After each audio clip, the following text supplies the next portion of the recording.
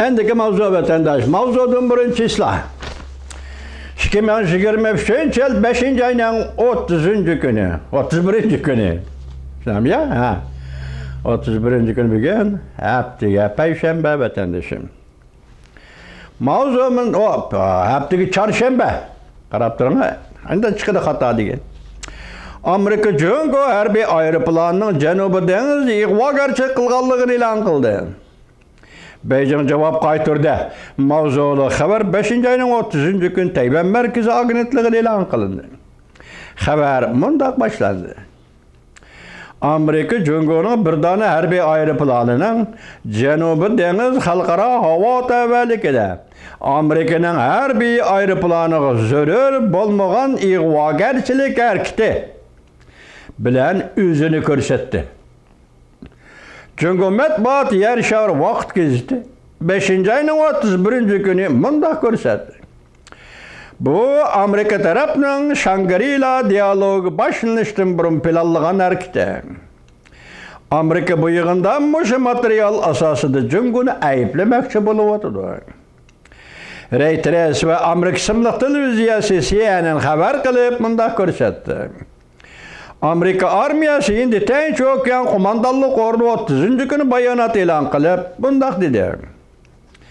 Jungo taraf C-16 belgili harbiy kurashchi aeroplanı 5. ayının 26. günü Amerika'nın RC-135 belgelik elektronik istihbarat topluğucu aeroplanının aldığı bevosita uçup gelip zarar bo'lmagan ig'vogarchilik bilan shug'ullanib Amerika aeroplanının kayni tarafdagi Tatur havo iqimiga kirib kelishini keltirib chiqadi.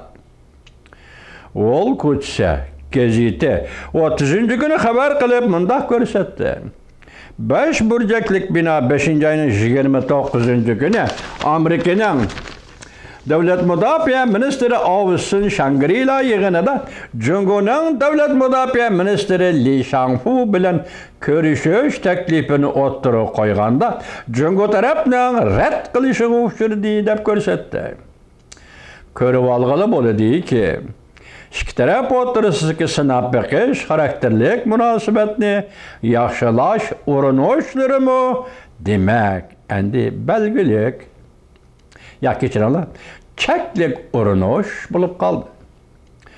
Jungo Tashqi ishlar ministrligining bayonotchisi Mao'ning 30. kuni mundaq dedi. Navbatda Jungo Amerika ishki davlat armiyalarining dialoglashishining qiyin bo'layotganligi Amerika tarafga oydin. Amerika taraf Jungoning egilik huquqi bexatarligi va manfaatni hurmat qilishga ko'ngil bo'lib, xatoliklarni darhol tuzitib, samimiy bo'lib, Amerika Jungo harbiy taraf dialogini davomlashtirish uchun zarur bo'lgan kayfiyat va shartlarni hozirlash lozim. Bu xabar Amerika ovozi tarqatilganda mundaq mavzu qo'yildi.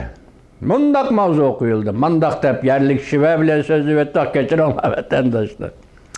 Bu xabar Amerika ovozi tarqatilganda mundaq mavzu qo'yildi. Beijing birinchi pay o'qni atamdi. Yoki o'zgartib so'zlasak, Beijing birinchi pay o'qni Beijing atamdi. Ya'ni Amerika Jungo o'rtasida birinchi pay o'qni Beijing atamdi. Amerika endi Tinch okean qo'mondonlik organi kishini cho'chitadigan video film e'lon qildi deb mavzu qo'ydi. Amerika ovozi tarqatgan xabarga.